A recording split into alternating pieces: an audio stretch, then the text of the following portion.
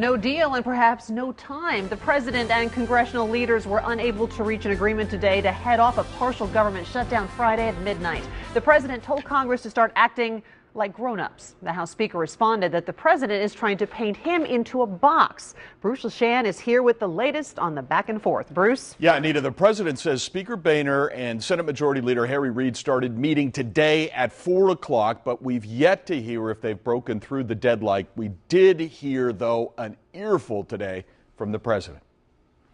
If they can't sort it out, then I want them back here tomorrow.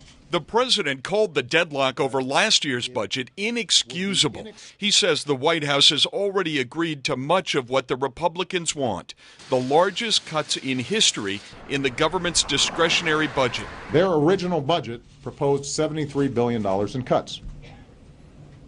We have now agreed to $73 billion worth of cuts.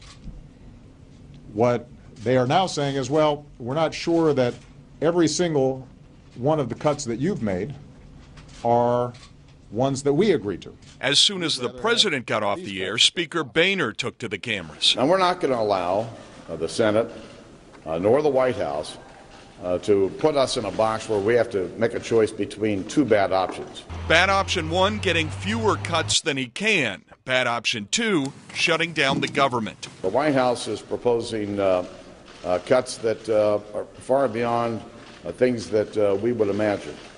And so we want to get an agreement, and we want to keep the government open. But that is looking increasingly tough. If both sides fail to reach an agreement now, the House will likely run afoul of its promise to give every member at least 3 days to look at a bill before they vote. And then the Senate will likely need another day for its vote. And that could put them past the midnight Friday deadline. We don't have time for games.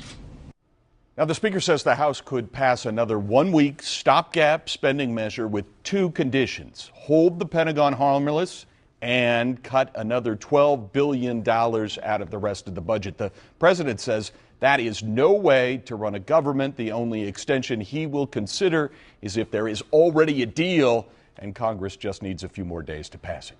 Okay, like you said, not a lot of time here left for all of this. It does sound like some concessions have come from the White House. How much does the Tea Party pressure on the Republicans play a role in all this? Yeah, well, the Speaker's in a tough position. You heard him talk about these being historic kind of concessions that the White House has conceded quite a bit, and he wants to hold on to that.